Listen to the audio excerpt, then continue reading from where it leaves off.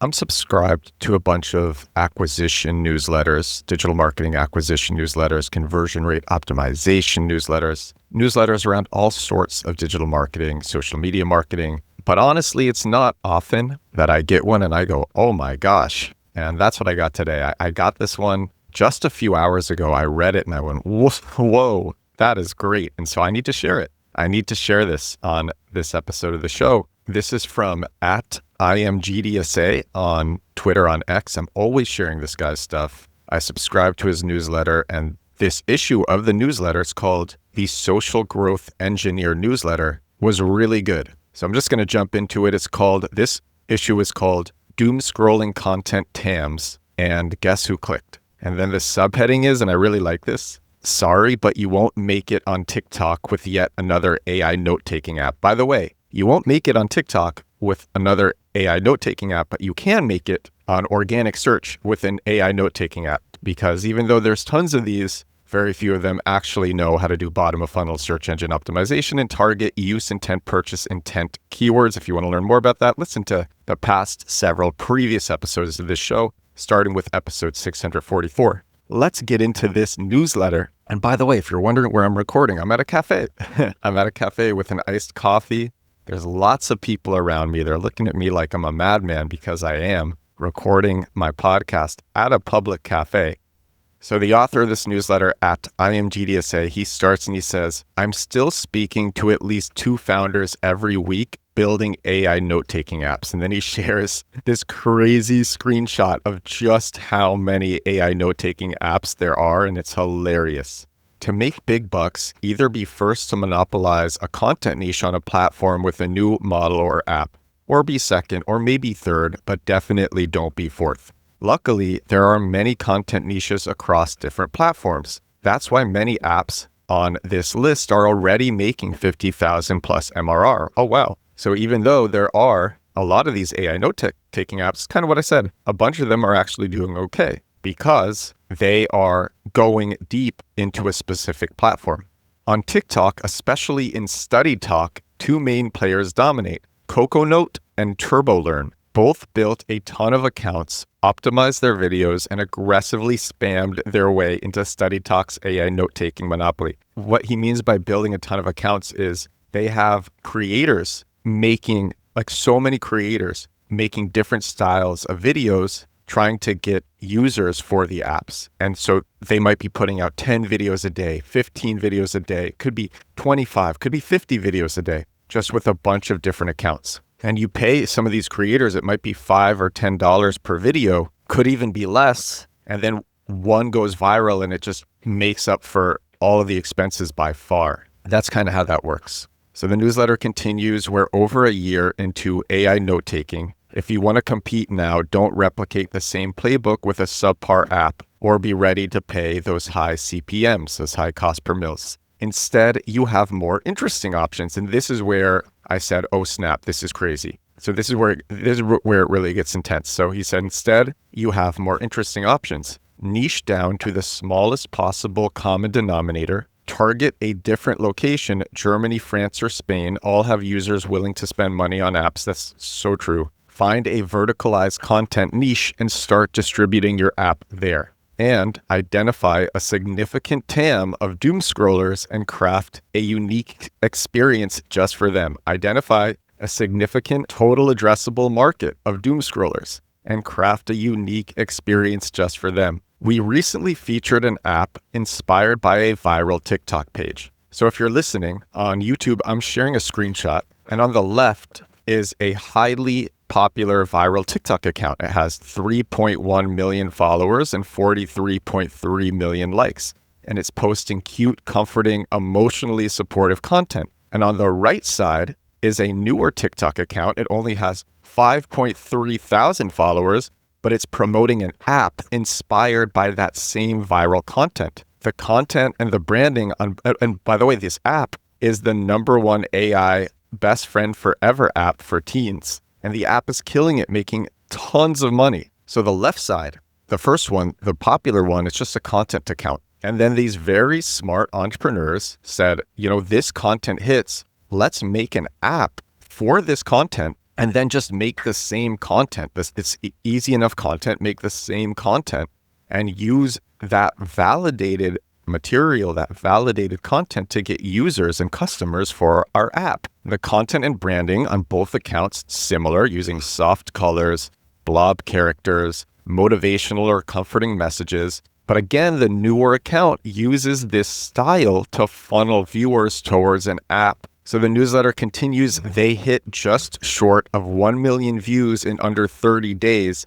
by validating content market fit through an independent mainstream page that they didn't own. That's smart. Build an app specifically for a validated audience with frequent virality. So the breakdown: validated interest using a viral content style from somebody else's TikTok account. Built an app that feels native to that kind of content. Use the pre-existing audience's emotional tone and behavior. Created a new TikTok account to promote the app using similar content to the viral page. Then they achieved nearly 1 million views in under 30 days, proving strong product audience fit. And that was all directing new users to this app. The newsletter continues, or build a feature. One viral feature can serve as your entry point to the rest of your product. Think something as simple as a lock screen widget. I recently spoke to 2 founders making $150,000 monthly recurring revenue with their app.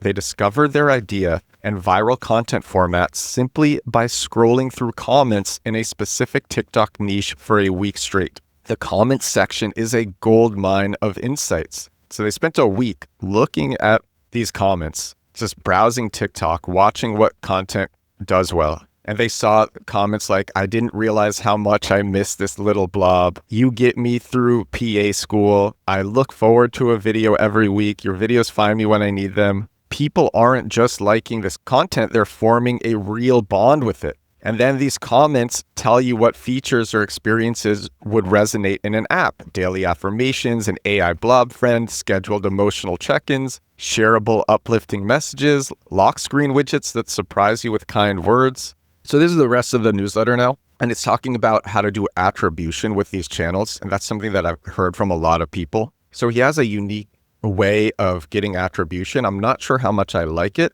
because I think it could hurt SEO, but it is still really cool. So I want to share this. So he says, who clicked? Who damn clicked? I've spent years deep in growth engineering, obsessing over attribution. Then I discovered short form video marketing and I had to let go. It was tough at first, but then clarity hit me. It's about feeling the power once, then trusting the process forward. The first time we did TikTok marketing for our social app a few months ago, we quickly drove more daily users than Reddit, our primary channel until then. Then one video blew up, 200,000 views, generated 3,000 new accounts. Within 2 weeks, that single video reached 900,000 views, bringing in over 7,000 installs plus signups. That video cost us $20. Those 7,000 installs cost $20. That's when I truly surrendered to my new destiny. TikTok became my top of funnel religion. Still, there are a few hacks to help you track some of the impact. But first, let's visualize a typical user journey. Jean doomscrolls. Jean encounters your stop scroll clickbait cliffhanger hook.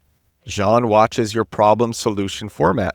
Jean sees the app you feature in the video. Jean immediately heads to the App Store or browser and searches for your app. Jean's session, along with most traffic from short-form video, ends up categorized as direct or organic brand search, and there's nothing you can do about it. That's exactly why we call it organic growth. Now, here are some practical hacks. 1, use a custom domain. Here's what I disagree with. He says, for web apps, create a dedicated domain exclusively for TikTok/Reels. If you direct traffic to yourdomain.ai instead of yourdomain.com and ensure only this traffic uses that domain, voila, you've captured most of the direct clicks. Organic search might still default to your primary domain ranking higher though. The reason I think that's not smart is because if you have lots of people going to Google and searching in your domain, or trying to get to your direct domain instead of a domain that's similar,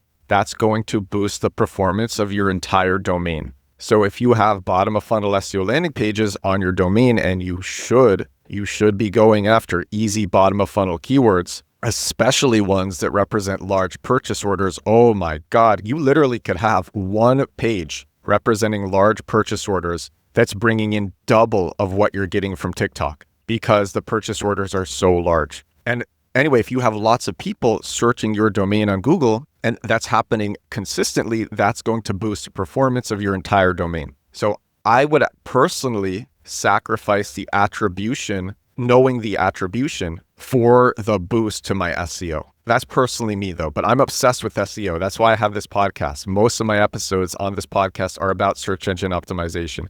I am obsessed with having the best performance in Google that I can, even though other channels, TikTok is so great. But when you truly see what bottom of funnel SEO can do, especially large purchase order bottom of funnel SEO, or the way that you can shift public opinion in your niche with SEO, when you see that, it's crazy. I literally had that happen this week. Some big influencer was recommending all these personal development apps and recommended one of my apps just because I targeted a bottom of funnel keyword with the app. And what's crazy is I could tell this influencer didn't even use our app. The influencer just searched for the bottom of funnel keyword, found our app, took my copy from the bottom of funnel SEO landing page, put it on her Instagram, and then we started getting tons of requests and tons of users, and even team requests representing hundreds of people from this one scenario. So that's why I love SEO. I love SEO, but I also love social. I'm a digital marketer. I love marketing, and social is great, but I wouldn't sacrifice the boost to SEO for the attribution knowledge. All right, number 2 is link in bio. This is, again, for attribution. If you do want attribution for social, lots of people do. Number 2 is link in bio. Only captures a minor percentage of traffic, but it can serve as an indicator of growth and engagement trends. Number 3, referral codes. And I hate referral codes. I personally hate them. So he says, these often feel promotional rather than authentically organic, slightly lowering conversion rates, plus only a fraction of viewers will actually use them. It's true, don't use referral codes. You're better off using just a custom domain. If you use referral codes, you will lose a lot of conversions. 4, ad CPM versus organic CPM. Calculating cost per mil through paid ads or regular influencer marketing provides a useful benchmark. It helps you estimate the number of organic views you need to match or surpass your paid CPM. 5, traffic source differential. This is the last one.